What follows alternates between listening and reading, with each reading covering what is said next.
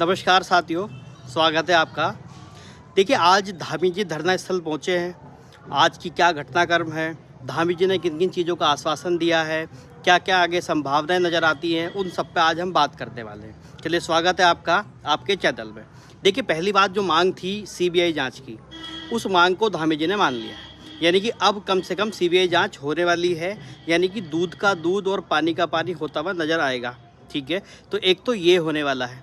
दूसरी और इम्पोर्टेंट बात जो यहाँ हुई है कि री एग्ज़ाम को लेकर के जो बात हुई, अभी धामी जी ने बोला है कि री एग्ज़ाम को हम एसआईटी की जो जांच है वो आयोग क्या कहता है, या इसके अलावा जो भी कुछ निर्णय निकल करके आएगा उस आधार पर। लेकिन जो हमारे बॉबी पवार भाई साहब हैं, राम कंडवाल भाई साहब हैं, उनके हाथ में जो अभी नकल विरोधी जो कानून है उत्तराखंड का, उसमें उन्होंने बताया है कि उसमें क्लॉज है जिसमें बताया गया है कि यदि किसी भी माध्यम से अगर कोई भी पेपर का कोई भी एक भी सवाल बाहर आता है, चाहे वो डिजिटली बाहर आए, किसी भी तकनीक से बाहर आए, किसी भी माध्यम से बाहर आए, तो उसे पेपर लीक की श्रेणी में माना जाएगा। तो यानी कि लगभग ये आप मान करके चलिए कि री एग्ज़ाम तो होगा। यहाँ से निर्णय निकल करके आएगा, यहाँ नहीं आएगा तो न्यायालय से आएगा। यानी कि लगभग तय है कि री एग्ज़ाम तो होने वाला है। तो ये बात की तो पुष्टि लगभग हो गई है। इसके अलावा कुछ अन्य मांगे थी जिस पे धामी जी ने बोला है कि जो भर्ती प्रक्रिया है उसे और सुचारू रूप से चलाया जाएगा, उसमें किसी भी प्रकार की धांधली जो होनी है या कोई भी धांधली जो होती है उसको बिल्कुल रोका जाएगा। और अब की दो ही ये बड़ी खबरें हैं जिसको माना गया है कि एक तो सीबीआई जांच के लिए सरकार मान गई है, धामी जी मान गए हैं। दूसरी बात है कि आपका री एग्ज़ाम होने की संभावना लगभग यहाँ प्रकट होती है। इसके अलावा और भी बातें कही गई थी कि जैसे जो हमारे भाई बहन हैं जिस पे कोई मुकदमा वगैरह हुआ है, तो उसको भी वापस लेने की बात धामी जी ने कही है कि हम उनसे भी वो मुकदमा जो है वो वापस ले लिया जाएगा, ऐसा भी धामी जी ने बोला है।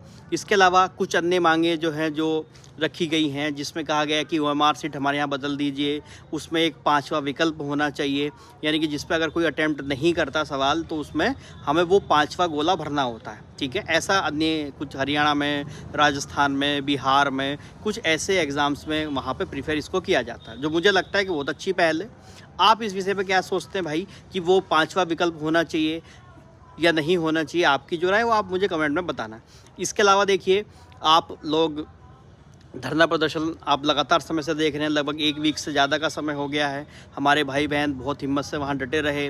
देखिए, परिणाम तो निकल के आना ही था कुछ ना कुछ, और आज उसकी एक जीत भी हमें महसूस हो रही है। ठीक, देखो, इसके अलावा बाकी आप अपने री एग्ज़ाम की तैयारी में लग जाइए। उत्तराखंड में री एग्ज़ाम तो होगा ही, इसका लगभग तय है, मान के चलिए। इसके अलावा अन्य एग्ज़ाम जो आएंगे उसमें भी पारदर्शिता रहेगी, ऐसा हम उम्मीद करेंगे। और आप ज़रूर मेहनत के साथ कहीं ना कहीं सफल होंगे, ऐसी भी मुझे कामना ही है। आपका जो भी कोई विचार है, कोई सवाल है, तो आप ज़रूर हमें मुझसे पूछ सकते हैं। मैं उस पर ज़रूर आपको इत्तला भी करूँगा, बताऊँगा भी। अभी तक की यही बड़ी खबरें हैं जो पेपर लीक प्रकरण से संबंधित जो जुड़ी आ रही हैं। आज तक की बड़ी खबरों में ये है कि कहीं ना कहीं एक तरीके से जीत की जो सुगबुगाहट है वो हम लोगों को नज़र आने लग गई है। ठीक है, बाकी आप जो भी अपडेट होगी आगे मैं आपको प्रॉपर दूंगा, और आप बस अपने काम पे लगे रहिए, मेहनत करिए। हमें जीतना है और हम जीत कर ही रहेंगे। जय उत्तराखंड, जय भारत।